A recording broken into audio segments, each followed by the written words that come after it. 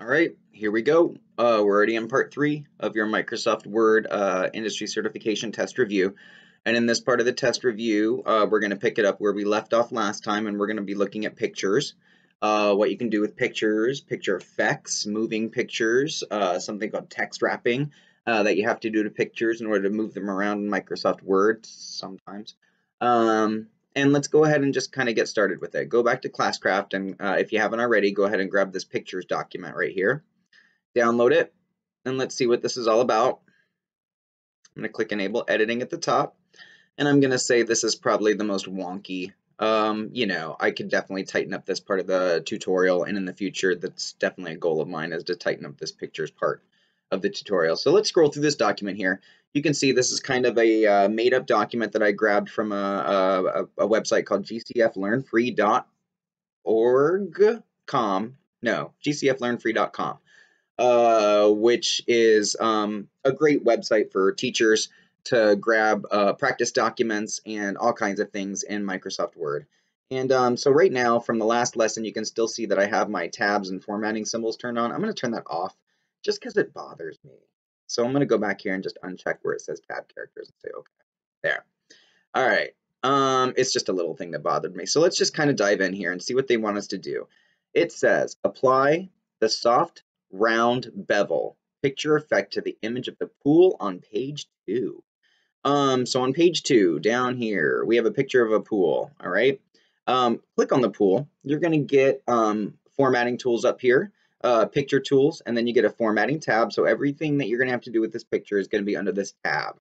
And over here, you're going to see that we have specific picture effects, and if you hover over them, they have very specific names, like bevel perspective left white. And you can tell it's called that because it's facing to the left and has this white frame around it.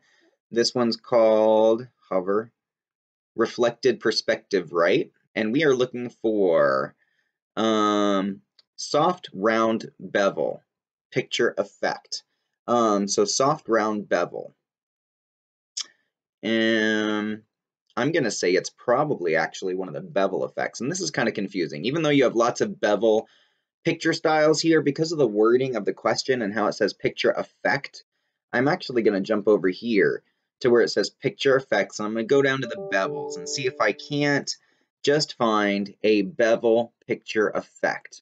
Let's see, a soft round bevel picture effect. That's circle, relaxed, cross, cool slant, slope, convex, I think that was, and there's soft round. All right, so the key word there was a picture effect and not a picture style. If it said picture style, I'd go over here and I'd start hovering over these things and using my screen tips to try to find that correct picture style. So click off of it. So this bevel effect just kind of gives your picture a 3D type feel. It gives it a little bit more depth than it had before. All right, moving on. Number 14. Move the image of the cell phone to just between the city, to the title, City of Orlando, and leasing office. So here's the deal with moving pictures in Microsoft Word.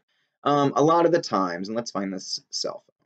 No, keep going up. There it is.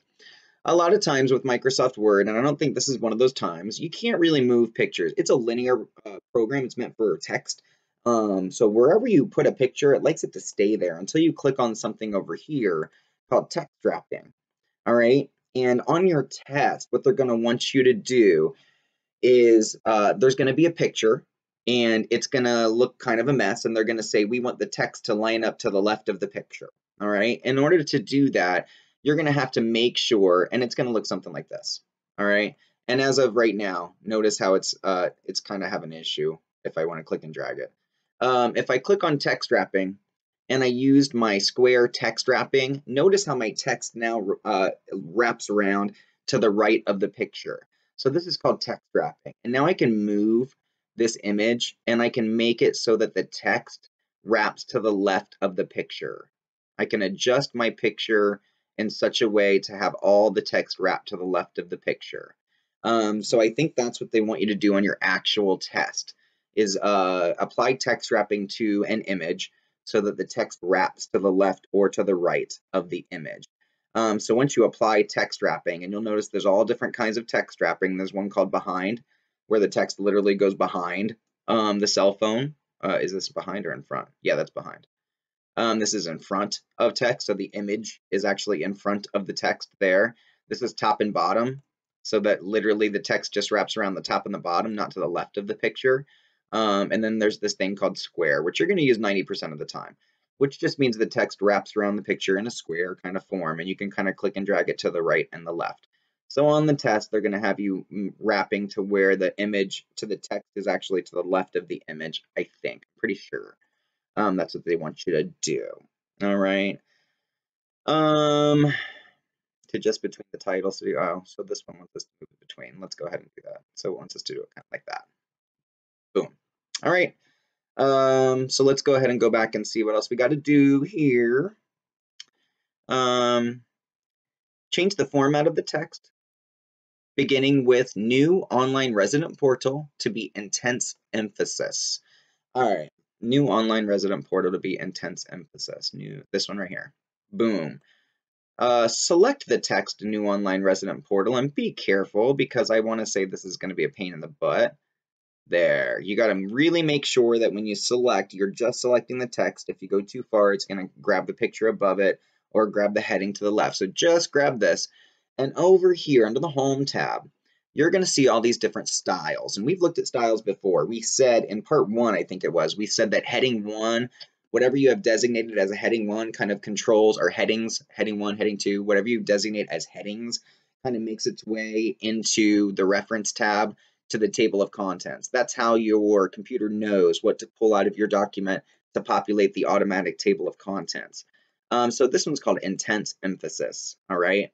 And all it does, that's it right there. If you hover over it, you'll actually see the entire name of it, intense emphasis. And all it does is give you like a pre-formatting to your text. Notice how it's nice and bold now, and it took on this like blue color. And that's really all it does. All right, let's keep going. Add bullets to the indented list, starting with recycling and ending with at all times. All right, so add bullets, starting with recycling and ending with at all times. So this is right here. So here's a paragraph right here that's broken apart into 1, 2, 3, 4, 5 different short, very little paragraphs. I'm just going to select the whole thing, and all they want us to do is add a bullet to it. All right, and that's what the bulleted list kind of looks like there. You can also do something really cool with bullets, and I think this is on certain versions of your test, but I haven't seen it in quite a while, where you can actually replace your bullets with pictures or different bullets. All right, there's check mark bullets here, there's hollow bullets, and then you can do something called define new bullet, and it'll allow you to actually put in a picture for your bullet. You can use pictures from files, you can use Bing image searches. So if I just say, like, let's say I want to use, I don't know, I'm at a loss, ribbons. Let's do ribbons. There. If I say that I want this blue ribbon to be my bullet, I can say insert and say okay. And now look, I have little blue ribbons for my bullets. All right. I'm going to go ahead and undo that by hitting Control Z on my keyboard. It's another keyboard shortcut for you. Control Z is undo, Control Y is redo. All right. And let's move on. Let's see what else we got to do here. Add a next section page break immediately before dog and owner meet and greet at the bottom of page 3. Add a next section page break immediately before dog and owner meet and greet. Right here.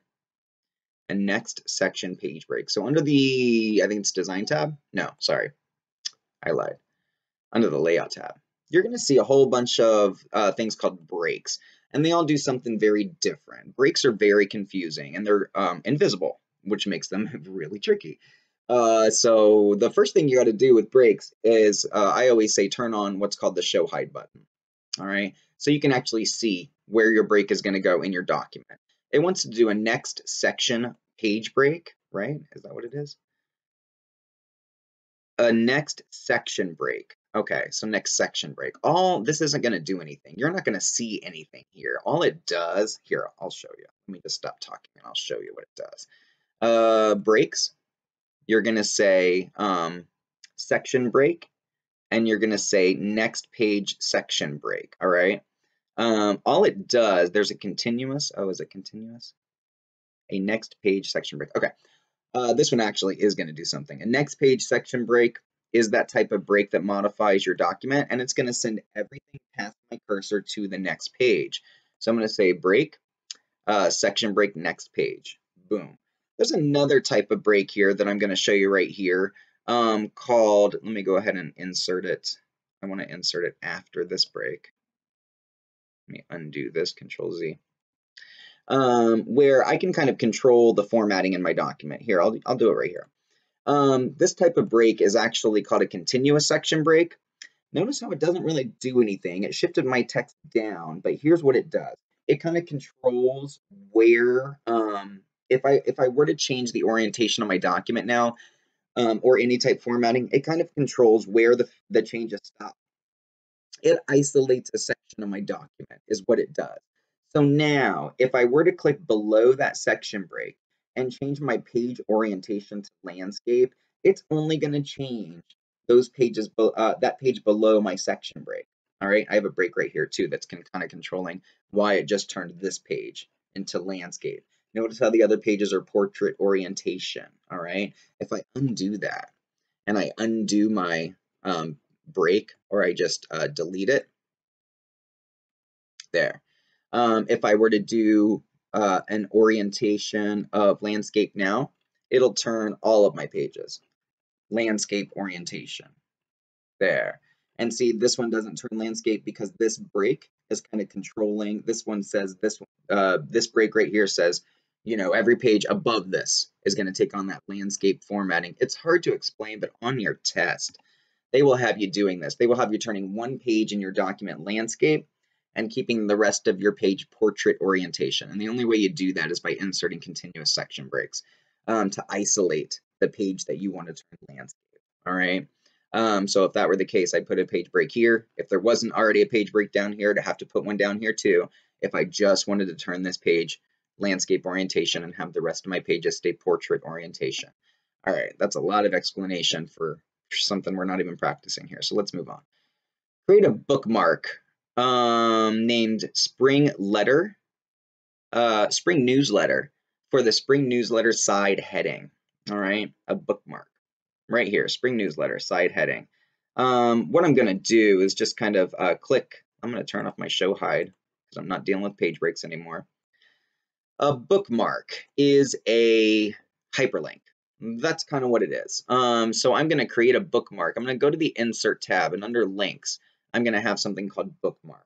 All right, bookmark, it says bookmarks work with hyperlinks to let you jump to specific places in your document. And if you look, it actually says here, select the content you want to jump to, insert a bookmark, add the hyperlink that points to your bookmark. So what we're going to do here is we're going to designate the word Spring Newsletter as a bookmark. So we're going to say bookmark. We're going to call it Spring Newsletter. There. Is that all it wants us to do?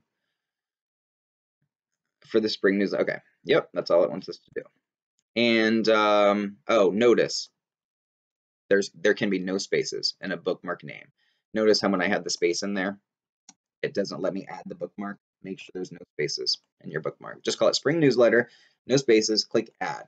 All right. What this does is it allows me to jump to, it creates a hyperlink. Now, Spring Newsletter will be a hyperlink that I can actually jump to. So if I want to hyperlink, let's say, I don't know, let's say this phone. I want to hyperlink this to a specific place in my document. Notice how now under bookmarks, I have the word Spring Newsletter. And if I click OK, I can now hold Control, click on my phone, and it'll jump me to the Spring Newsletter document. It's just kind of, it is a hyperlink. It's just a hyperlink to like a place in this document, I guess, is what you would say a bookmark is. And a good use for it is to bookmark and, you know, have it linked to like the definition of a word or something like that. It's kind of cool, I guess, in a really nerdy way. So number 19, add accent bar to page numbering at the bottom of each page. Accent bar to page numbering to the bottom of each page. And how many more do we have to go here? Not many. We got a couple more. Accent bar to page numbering to the bottom of each page. So let's scroll up to where we can actually see this. Insert tab, you're going to have page numbering. You're going to say either top or bottom of page. This question wants us to do it to the bottom of page. And you're going to see accent bar 1, accent bar 2, accent bar 3, and I think our question calls for accent bar 2, page numbering to the bottom of each page.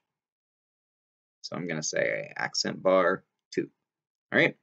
Notice how it does just give you a page number. That's all it does. So make sure you're not going to see it on the bottom of page, whatever page this is, 3, 2, because of that picture, but you should see it on page 1 right there. And it's just a nice little touch. It kind of looks real professional when you put page numbers in there like that. Use the find and replace feature to replace all instances of pets with fur babies. All right. So this is kind of cool. Let's say you made a mistake in the document, or you just want to do a little bit of rewording. You can say find, and over here, if you click on find, I'm sorry, not find. You want to click on replace, not find. Close that out. It says find what, and we're going to look for the word pets. Make sure that if it's capitalized, and this isn't, that you don't capitalize. It's only going to pull the exact wording. So if it's not capitalized, you don't type in the capitalization either. And we're going to replace it with the word fur babies. All right, it's a little more sensitive. So we're going to replace the word pets with the word fur babies. When you say replace all, it should say, hey, we only found one word of the word pets, and we replaced it with the word fur babies. All right. So here's the other thing you're going to see on your test. So that one says replace all instances of this word with that word, right? The other thing that they're going to throw at you is configure the options to replace words as you type. So let's just go ahead and say that the word Utah, they have the abbreviation UT, and they want us to replace it as we type with Utah. You're going to go to options here, and you're going to go to proofing, and you're going to go to autocorrect options, and you're going to type in the word UT with the words Utah right there. So it literally, every time you type in the word UT, the abbreviation of the word UT, it's automatically going to replace it with the word Utah. All right. So there's the difference between find and replace. If it says replace as you type, then you want to go file options and you want to come over here, and then you can just say add and then OK. All right. So now I've just kind of set it to where every time I type in the abbreviations UT, it's going to replace it with the word Utah. Just like that. All right. Control Z. Let me undo that. Boom. Let's move on because I think we only have one more to do here, and then we're going to get to a new document. Apply a light green background to darker 10% to the page color. So page colors are over here under the design tab, and you're going to see right here, we can say, if you hover up to the top, you're going to see some basic colors. So this is brown accent 3. And then you'll notice that they actually get lighter and darker. So that's lighter 80%, that's lighter 60%, that's lighter 40%, it should be, yep, 20%, darker 25. And down here are just your basic colors. So if it just looks like yellow, it's down here. And if it just says red, down here. If it says some kind of crazy color, then it's definitely up here. And this is a crazy one. Light green background to darker 10%. Light green background to darker 10%. Light green. So let's find our light green. That's olive green. Brown. I don't even know if we have a light green here. Olive green. Green. I don't see any light greens. Aqua. Olive green. Light green background to darker 10%. It's right there. Boom. All right. All right, so this is a longer video, so I'm going to go ahead and cut this off, and we covered quite a bit. There's a lot to do with pictures in Microsoft Word, and don't forget that find and replace stuff. We also covered page numbers in here, but the most important thing that we did, I think, is definitely that the picture tools. So remember, guys, whenever you have to deal with pictures, click on the picture first. Everything you're going to need to do is under that formatting button. All right, have fun, and I'll see you in the next tutorial.